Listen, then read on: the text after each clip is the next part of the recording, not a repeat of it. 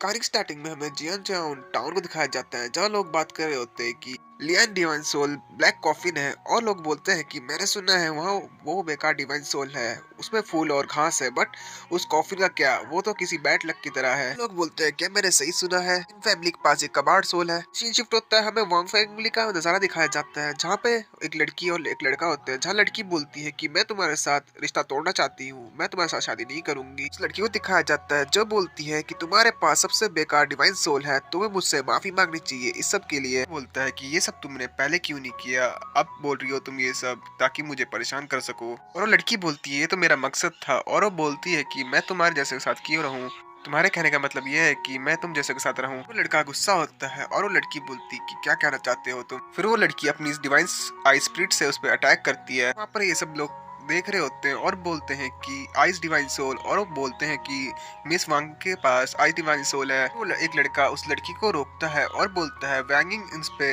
अपनी एनर्जी बर्बाद करना है, कोई फायदा नहीं है इस चीजों पे। वो लड़की बोलती है कि तुम्हारी बात सही है ल्यूयान, और वो बोलती है कि आज मैं एनरोल करूंगी रेड फ्लेम एकेडमी को, मुझे अपनी एनर्जी वेस्ट नहीं करनी चाहिए इस जैसे पे। फिर लड़का हमारे मेन कैरेक्टर को चैलेंज करते हुए बोलता है कि मैं आज लेके जाऊंगा जूनियर वांगिंग को रेड फ्लेम एकेडमी, अगर तुम इतने स्मार्ट हो तो तुम इस मैरिज को आज ही खत्म कर दोगे, ये सब यहीं पर खत्म हो जाएगा। हमारा मेन कैरेक्टर बोलता है मैं ये सब नहीं करने वाला इविल कपल, और वो ज्ञान को चैलेंज करते हुए बोलता है कि आज से 3 साल बाद मैं रेड फ्लेम एकेडमी में आऊंगा, तो मैं वहां पर हराऊंगा भी। कैरेक्टर बोलता है कि ये मैं प्रूव करके रहूंगा, और ये मैरिज का एंड मेरे लिए काफी नहीं है, मैं इससे ज्यादा कुछ भयानक करूंगा। और हमारा मेन कैरेक्टर वहां से चला जाता है। फिर सीन शिफ्ट होता है, लिन रेडिस को दिखाया जाता है जहाँ पे मेन कैरेक्टर पिता और बहन खड़ी होती है। मेन कैरेक्टर अपने पिता को देखता है जहाँ उसके पिता बोलते हैं कि फर्क नहीं पड़ता कि तुम्हारे पास कौन सी डिवाइन सोल पावर है, फर्क इससे पड़ता है कि तुम्हारा मकसद क्या है, और हर सोल फिल्म का एक मकसद होता है। और वो बोलते हैं कि तुम्हें अपनी पोटेंशियल पावर को खोजना होगा, और वो बोलते हैं कि स्काई